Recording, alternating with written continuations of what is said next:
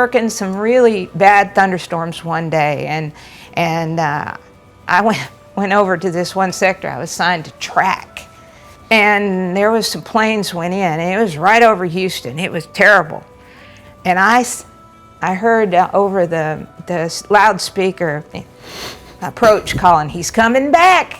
There was a Continental that had hit such a rough either wind shear or turbulence, and he was busting out. There was no handoff. I mean, it was just, here he comes, track him. And he was coming. He didn't have clearance. He was just getting out of there. And yeah, it was kind of interesting. And then, of course, I don't know if y'all remember, but there was in Rock Springs, I think, Specialty, there was 2 aircraft that were. Yes, and then correct. they came around. And I was about to mention that story. They were being given, both gave a 360, and when they came back around, they're still, you know. Missing again. That was Rubberhead. Yeah. That was Rubberhead working You there. remember the whole story, Steve? Well, I was working the D side on the sector next to it. And we're sitting there looking at it, and actually Kyle Perez was working. I used Kyle's name, that's okay. He was working the radar, and I'm sitting there looking at the D, and Kyle says, "Man, look how busy they are." And we were busy too, but we weren't busy like they were busy, see?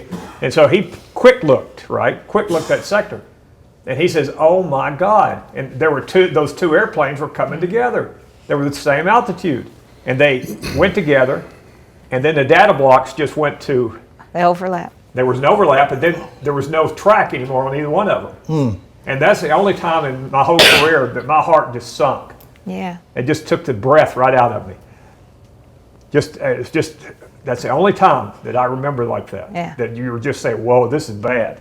And then the next thing you know, the next hit, there they were on either side of each other. That's the story. Yeah. Now, we didn't hear that. I didn't hear that story, but according to rumor and myth, that's exactly what they say. We'll miss him again. Well, what I remember from that is Right. was in the place.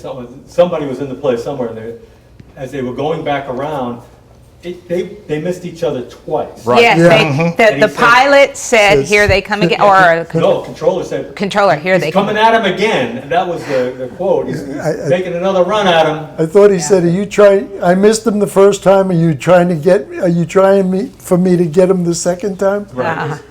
I do remember that story. And that's, like I said, it's the first and only time that I was actually scared. I think, though, one of the saddest things that you have to watch was like we had an airplane that did like the airplane that Payne Stewart was on from Florida, and everybody knew about Payne Stewart's aircraft. It went on to every center. The news went out.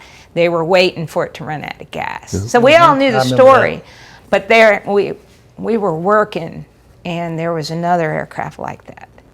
And he was coming our way, and he went down over, I think over Laredo, and he went into we watched him as far as we could see, but you couldn't do anything but watch and keep people clear of him, because you know they no oxygen, so they're all passed out, and unfortunately they're all still alive. Are they? I don't know. Well, maybe. But you're thinking, and then what is hypoxia is what they call it? Yeah. And then you wait, and we kept the data block up as long as we could, and you see it starting down, and it went into the mountains in Mexico. But you know, when he goes through, everybody was just quiet. It was just like, because you knew what was going to happen, you just didn't know when, because you can't do anything about that kind of situation. You can just make sure nobody gets near him.